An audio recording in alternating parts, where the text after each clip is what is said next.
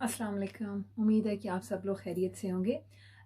आज जो मैंने टॉपिक चूज़ किया है बेसिकली वो रब की चाहत, कि क्या मेरी रब की चाहत है और वो हमसे क्या चाहता है। तो मेरे रब ने कहा कि मैंने तुम्हें कमाने से मना नहीं किया, मगर हलाल कमाना, सच बोलना, दयानतदारी से कमाना, सूद ना खाना और हलाल बेचना, या मुझसे सौदा छोड़ दे, और अगर मुझसे कलमे का सौदा किया है तो फिर जो मेरी चाहत है, जो मेरी बात है वो मान के चलो। और अगर तुम मेरी मर्जी, मेरी चाहत, जो मैं चाहता हूं, अगर तुम उस पे चलता है या तुम वो करता है तो फिर जो चाहेगा अल्लाह ताला उसके सामने रख देगा। हजूर पाक सल्लल्लाहु अलैहि वसल्लम ने फरमाया कि वो वजूद इंसानी जिसकी परवरिश हराम माल से की गई हो वो जन्नत में दाखिल नहीं होगा। तो मेरा रब की एक चाहत है और उसमें वो कहता है कि अगर तू मेरी चाहत पे, मेरी मर्जी पे आमीन है तो फिर जो तू चाहता है वो तुझे हासिल हो जाएगा। लेकिन जो तू चाहता है, जो तेरी मर्जी है, वो रब की मर्जी के बगैर नहीं हो सकती, और जो रब चाहता है वो किसी के भी बगैर हो सकता है।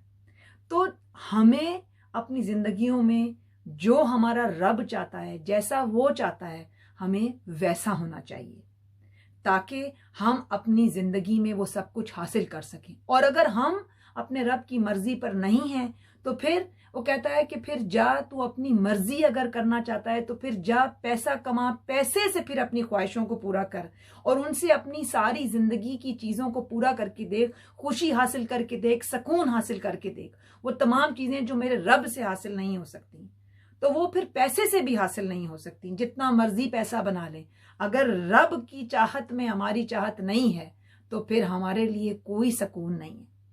तो हम लोग अगर सब चीज पैसे से ढूंढना शुरू कर दें तो वो पॉसिबल नहीं है हमारे लिए। और जब तक हम पैसा कमाकर फारिग होते हैं जिंदगी में, उस वक्त तक एक मकाम हासिल करने के लिए एक इंसान की जिंदगी के 40 साल गुजर चुके होते हैं। अगर वो 40 साल का अरसा उसने गुजार दिया तो असर तो जिंदगी की हो जाती है। हमें तो ये मालूम ही नहीं कि किस लम्हे हमारी आंखें बंद हो जाएंगी, 40, 50, 60, 70, 75, 65, 55। तो अगर हमारी जिंदगी की असर ही हो जाए और पीछे मगरिब और इशा रह गई हमारे पास तो हम कितनी इबादत करेंगे। और सबसे अफजल इबादत वो है जो कि जवानी में की जाए, जब आपके अंदर हिम्मत है, आप ज्यादा देर कयाम कर सकते हैं, आप ज्यादा से ज्यादा इबादत कर सकते हैं। उस इबादत का जो सवाब है उसका तो कोई इंतहा ही नहीं है। लेकिन फिर भी हमें हमेशा अपनी रब की चाहत के लिए काम करना चाहिए और उसी के लिए हमारी सब जुस्तजू होनी चाहिए। अगर हम अल्लाह की रजा में खुश हैं तो हमारे लिए हर चीज हासिल है, और अगर अल्लाह को हमने हासिल कर लिया या अल्लाह ताला की कुर्बत हासिल कर ली तो हमारे लिए जिंदगी में मौज ही मौज है। तो फिर वो जो कहता है और फिर हम उसमें लगे रहें और उसको करते रहें और फिर उस पर जम जाएं और आखिर मरते दम तक उसी चीज पर कायम रहें और उसी जुस्तजू से उसको पाने की सूरत में लगे रहें, तो फिर हमारे लिए आसाइशें ही आसाइशें हैं, हमारे लिए आसानियां ही आसानियां हैं और हमारे लिए बरकतें ही बरकतें हैं। लेकिन अगर हम ये ना कर सकें तो फिर हमारे लिए ये सब उल्टा है। तो अल्लाह ताला क्या कहता है कि हम लोगों का हक अदा करें, ज़कात दें, और जिस तरह से हमारे रसूल अकरम सल्लल्लाहु अलैहि वसल्लम ने हमें बताया, जैसा कि कुरान, सुन्नत और अल्लाह ताला की तालीमात हैं, उन पर हम अमल करके अपनी जिंदगी में गुजारें।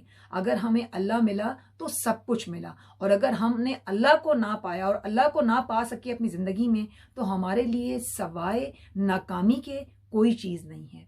रसूलुल्लाह सल्लल्लाहु अलैहि वसल्लम ने इरशाद किया कि खैरात को मत रोको, तुम्हारा रिस्क भी रोक लिया जाएगा। तो हर चीज के बारे में हमारे लिए इशारा दिया गया, हमें समझाया गया। और अगर हम 7 बरे-आज़मों के भी मालिक हो, हमारे पास दौलत हो, हमारे पास हर चीज हो, मगर अगर हमारा खुदा हमसे नाराज हो तो फिर हमारे पास कुछ भी नहीं है, हम खाली हाथ हैं। हमारी जिंदगियों की या जिंदगी की हकीकत क्या है? हकीकत आखिरत है। ये जिंदगी तो एक धुएं की तरह है, हमें नहीं मालूम कब खत्म हो जाएगी। तो हकीकत आखिरत में है और हमारी सारी तैयारी हमारी आखिरत के लिए होनी चाहिए। हम धोखे का शिकार हैं, फरेब का शिकार हैं। सबसे बड़ी हकीकत अल्लाह ताला की ज़ात है। अल्लाह ताला के बाद सबसे बड़ी हकीकत मोहम्मद सल्लल्लाहु अलैहि वसल्लम है। तो अल्लाह ताला जिसको चाहे बादशाह बना दे, जिसको चाहे गुलाम बना दे, जिसको चाहे नवाज दे, जिसको चाहे सब कुछ दे दे, जिससे चाहे सब कुछ ले ले। हर चीज उसकी कुदरत में है, हर चीज का वो मालिक है, हर खजाने पे उसकी कुदरत है।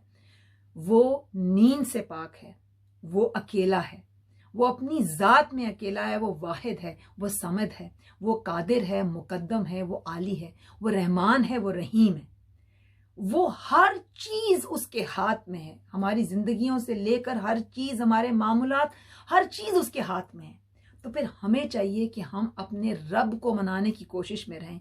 और ये जो करंट सिचुएशन है हमारे ऊपर, इसमें तो हमें सवाए इस्तग़फ़ार के कोई चीज करनी ही नहीं चाहिए, क्योंकि हमें तो नहीं मालूम कि ये हम पे ये अजाब किस चीज का है, हमारे अमालों का है, किस चीज पे अल्लाह ताला हमसे इतना नाराज हो गया है कि हमारी जिंदगी की, पूरी दुनिया की तमाम चीजें बंद होके रह गई हैं।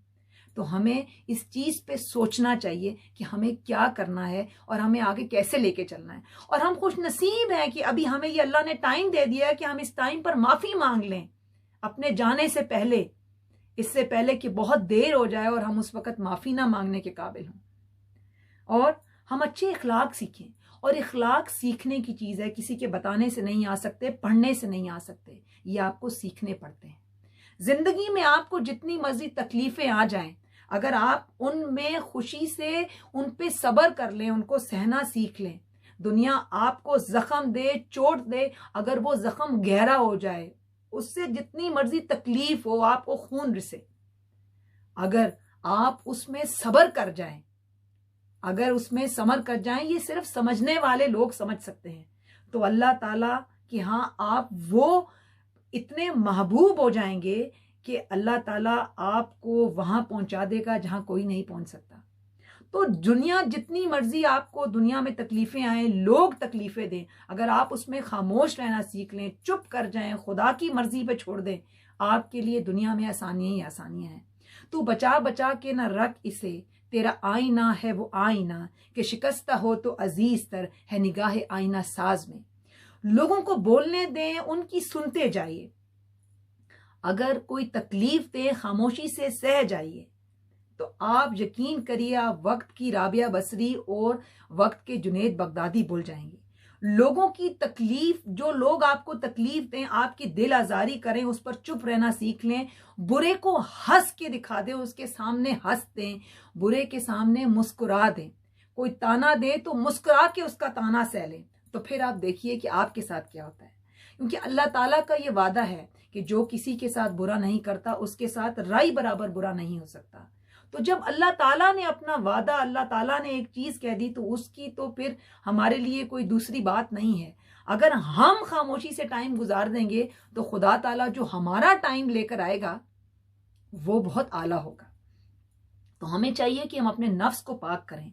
अपने नफ्स को पाक करने के लिए सिर्फ दो चीजें हैं, एक इबादत और दूसरे अच्छे इखलाक। और अपने नफ्स को पाक सिर्फ हम इसी तरीके से कर सकते हैं। और फिर जिस चीज के रास्ते पे हम लग गए हैं, उसको फिर मरते दम तक उस पे कायम रहना, इस्तकामत से कायम रहना, दूसरों को तकलीफ मत पहुंचाना। क्योंकि एक मोमिन कभी किसी दूसरे को तकलीफ नहीं पहुंचा सकता। याद रखिए, यही वो चीजें हैं जो आपको अल्लाह ताला के यहाँ अजीज तर कर देंगी, अल्लाह ताला के यहाँ एक आला मकाम दे देंगी। इसको मैं कुछ इस तरह से लफ्जों में लिखती हूँ।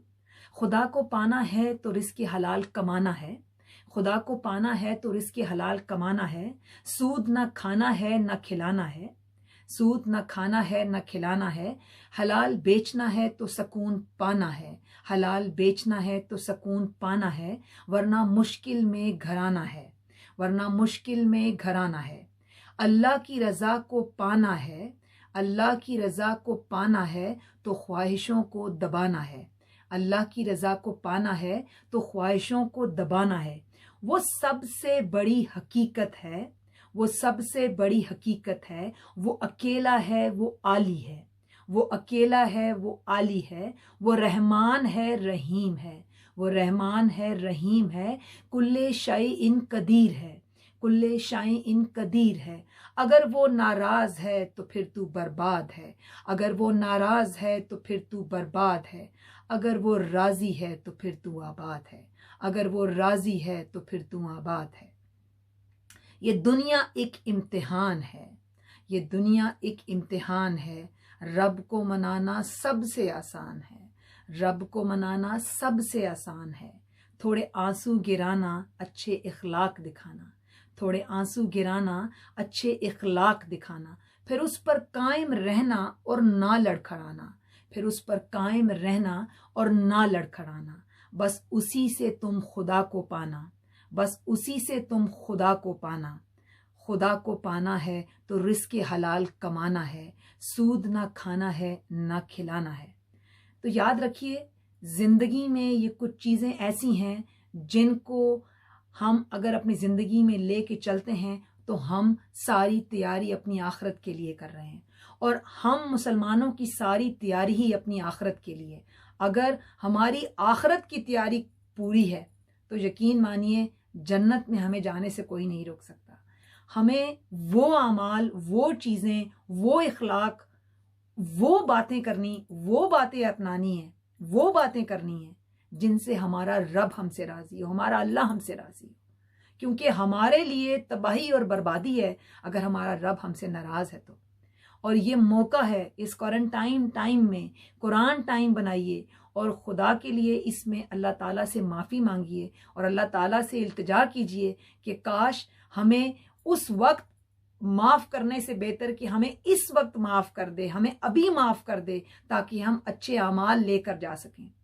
और हमें उन लोगों में मत रखे जिनके नामा अमाल उनके दाएं हाथ में दिए जाएंगे, हमें उन लोगों में रखें जिनके नामा अमाल उनके सीधे हाथ में दिए जाएंगे, दाएं में, ना कि बाएं में।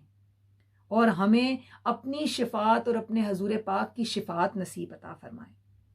अल्लाह ताला हम सब पे अपना फजल करे, हम सब पे अपना रहम करे।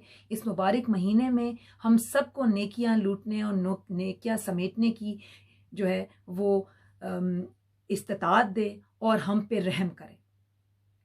उम्मीद करती हूँ आप सबको ये बातें पसंद आई होंगी। मेरे चैनल को लाइक करें, शेयर करें, सब्सक्राइब करें। बहुत जल्दी एक नए टॉपिक के साथ आपके सामने आऊँगी। तब तक के लिए खुदा